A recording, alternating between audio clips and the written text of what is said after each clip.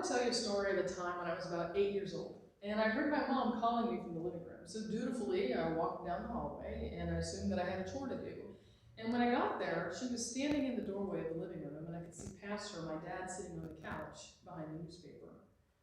And my mom looked down at me, and she said, "Your brother tells me that your dad's been doing things to you. Is that true?" And I said, "Yeah."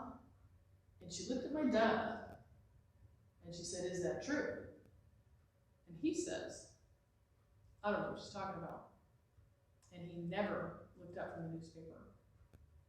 Now, when we hear lies, we have a tendency to believe lies about ourselves, about our value, our self-worth, and our identity. And it can really jack us up. And I know that's what it did to me. It really jacked me up. So I did what every good jacked up person should do. I became a licensed marriage and family therapist and an ordained pastor. Yes, I became Pastor Elaine, the professional codependent.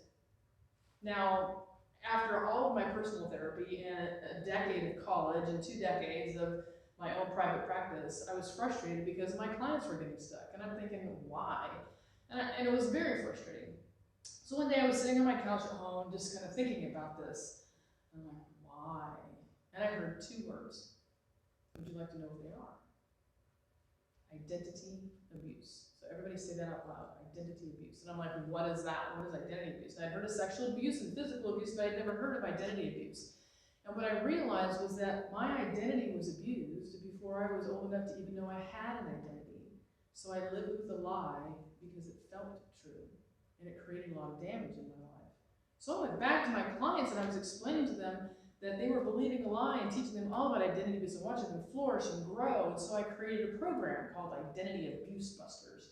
And it has 3 main overarching themes. The first one is your uniqueness is super valuable. The second is you're going to be lied to about that every moment of every day. And the third is you can choose. You can choose to believe truth, even when it doesn't feel true. And if you'd like to know more, you can go to pastorelaine.com.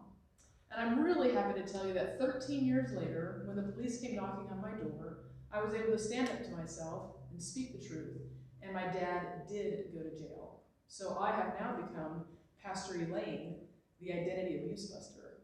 I am proof, and you can be too, when you choose to know that the truth will set you free.